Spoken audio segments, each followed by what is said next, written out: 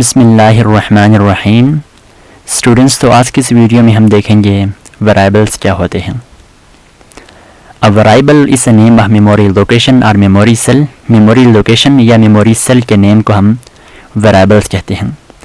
Store programs input data and its computational results during executions. Program के executions के बाद variable user से कुछ वैल्यू लेगा और वो उस वैल्यू पर कुछ ऑपरेशंस परफॉर्म करके लास्ट में हमें रिजल्ट रिटर्न करेगा। The value of variable can change during program executions. Program के एग्जीक्यूशंस के बाद वेरिएबल्स की वैल्यू चेंज हो सकती है। If a new value is store in the variable it replace the previous value. अगर वेरिएबल में एक नई वैल्यू स्टोर की जाए तो प्रीवियस वैल्यू रिप्लेस हो जाएगी नई वैल्यू से।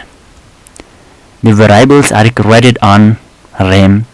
variables की क्रिएशंस RAM मेमोरी में होती है जिसे हम मेन मेमोरी भी कहते हैं। फॉर एग्जांपल ये बॉक्स एक मेमोरी है तो इसके अंदर मेमोरी सेल होंगी।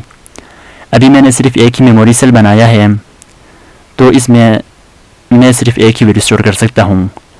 इस मेमोरी में मल्टीपल मेमोरी सेल भी बन सकते हैं और मैं इस मेमोरी सेल को मैं जिस नाम से सेव कर लूँ तो वो नेम वेरिएबल्स के नेम होगा। फॉर एग्जांपल अभी मैं ए नाम से सेव करता हूँ तो वेरिएबल्स के नेम भी ए होगा। और अगर मैं इस ए के लिए मैं 20 की वैल्यू सेट कर लूँ तो ये 20 होगा कंटेंट ऑफ वेरिएबल्स और ये जिस नाम से मैं सेव कर लूँ वो नेम ऑफ वेरिएबल होगा। तो अभी इस एग्जांपल में 20 वेरिएबल्स की कंटेंट होगी और ए वेरिएबल्स की नेम होगा। आइए अब हम देखेंगे rules for naming variable. Variable को नेम देने के लिए कौन से रूल को फॉलो करना चाहिए।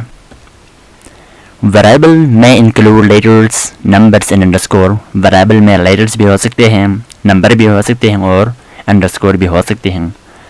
For example number 1, num1, y underscore name underscore area वगैरह।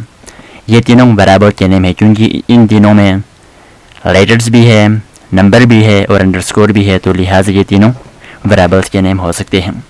First character of variable must be a letter और अंडरस्कोर। लेकिन वेरिएबल के पहले कैरेक्टर या तो लेटर होना चाहिए या तो अंडरस्कोर होना चाहिए। Blank space are not allowed in variable name such as my height. Variable name में ब्लैंक स्पेस की अलाउड नहीं है। जैसे कि माई के बाद मैंने एक ब्लैंक स्पेस छोड़ा है, उसके बाद मैंने हाइट लिखा है, तो ये वेरिएबल्स की नेम नहीं हो सकती। Special symbols such as @ percent and are not allowed in variable names. Variables name में स्पेशल सिंबल्स भी नहीं आ सकती क्योंकि ये अलाउ नहीं है। Variables are case sensitive such as A is not equal to A. Variable case sensitive है, जैसे कैपिटल केस में लिखे गए ए स्मॉल केस में लिखे गए ए के इक्वल नहीं हो सकती।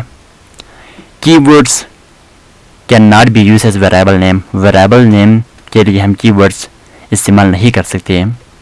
अ variable can be declare only for one data type. एक ही डेटा टाइप के लिए हम एक ही वेरिएबल डिक्लेयर कर सकते हैं।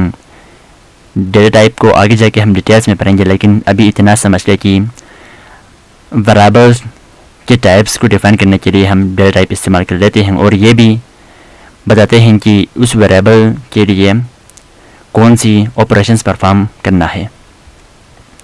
अब वेरिएबल में contain 31 character order compiler restriction. C++ programming language में वेरिएबल्स के नेम 31 कैरेक्टर्स भी हो सकते हैं, लेकिन C++ प्रोग्रामिंग लैंग्वेज के जो ऑल कंपाइलर है वो रिस्ट्रिक्शन करती है। There are 2 conventions to use in naming variable. Variables को नेम देने के लिए हम 2 कन्वेंशंस का इस्तेमाल कर सकते हैं। पहली conventions capitalize the first character of each word such as total marks. पहली कन्वेंशंस तो ये है कि हर वर्ड्स के पहले कैरेक्टर आप कैपिटल केस में लिखें या use the underscore character as a space such as my underscore phone underscore number, या हम स्पेस की जगह पे अंडरस्कोर कैरेक्टर का इस्तेमाल कर सकते हैं। अब आने वाली वीडियो डेटा टाइप के हवाले से होगा, तो अगर आपको हमारी ये वीडियो पसंद आई है तो लाइक शेयर कीजिए और अगर इस टॉपिक के रिगार्डिंग कोई भी क्वेश्चन है तो आप कमेंट सेक्शन में ज़रूर पूछिएगा।